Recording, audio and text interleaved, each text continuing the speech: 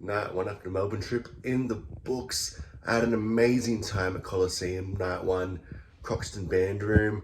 I didn't know until I got there it was standing room. So me with my CP really struggled on that one.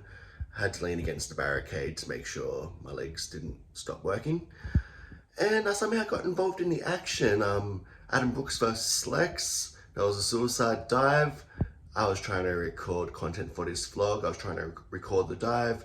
Wasn't looking at my own positioning and I got stuck in the ribs with the steel guardrail. Still kind of hurts a little bit, but hey, if I want to be involved in the wrestling business, the hazards are real. Don't try this at home. Now on to day 2, night 2. And before we get to another night of wrestling action, I'm actually heading over to the Princess Theatre to see Harry Potter and the Cursed Child. That's right, we got all my fandoms going this weekend. Let's fucking go! Alright, so afternoon for day 2 was a success. We took a break from the wrestling to go and see Harry Potter and the Cursed Child. I even got out of my wrestling shirts for the occasion and put on a nice collared shirt. And yeah, massively long play, awesome stuff. I love my Harry Potter. So, but it was 3.5 hour show with a little intermission. So pretty full on. I would have loved to included some video for you guys, but we had to have phones off during the play. But I had a great seat, so I was about, 5 rows back and really clear view of everything. And all the magic stuff they did really impressed me. And some of the stuff I'm trying to figure out how they did, like I saw that they had strings for some of the flying stuff and little places to put for fireworks for different spells. But there was a little bit at the back when I had this phone booth where they disappear into it. And the visual of them disappearing into it, I'm trying to figure out how they did that because it seemed like they sort of shrunk and spiraled away. Looked amazing, no idea what's going on there, but it was super fun to watch. And now we're back to the wrestling for PWA vs MCW Colosseum night 2. We've had Robbie Eagles, Jessica Troy, Caveman Ugg, and Adam Brooks advance. I wore a Robbie Eagles shirt last night, but tonight I'm hedging my bets, going with the new Jessica Troy shirt. Check it out there. So it's going to be a fun time, and I'll let you know how it goes when we get back.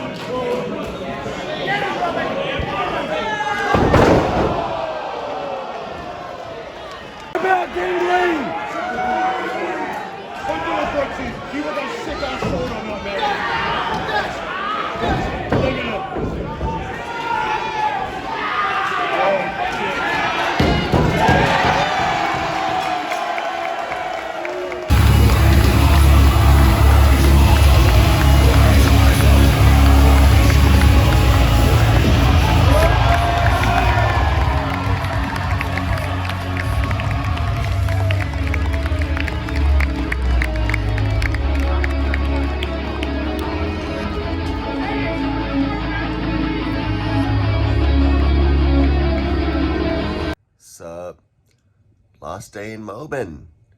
I'm running on about 3 hours sleep.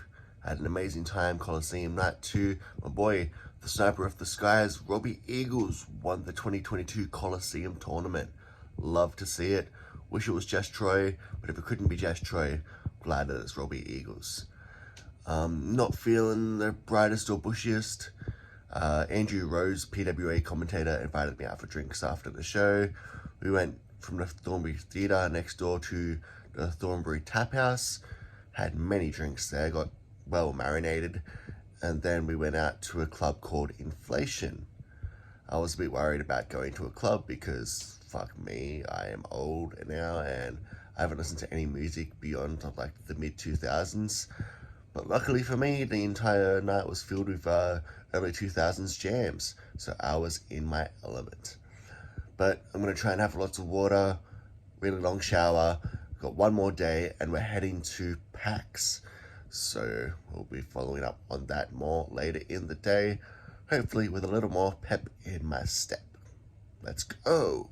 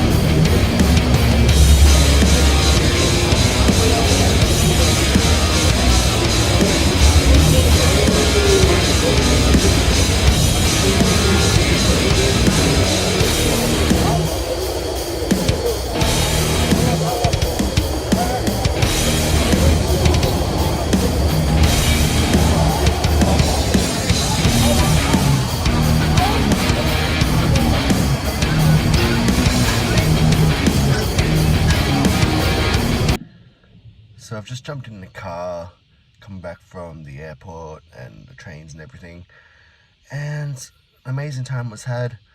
My last day of being in Melbourne was meant to be the quiet day, and I went to PAX, which I didn't know about PAX until like a day or two before I headed down to Melbourne.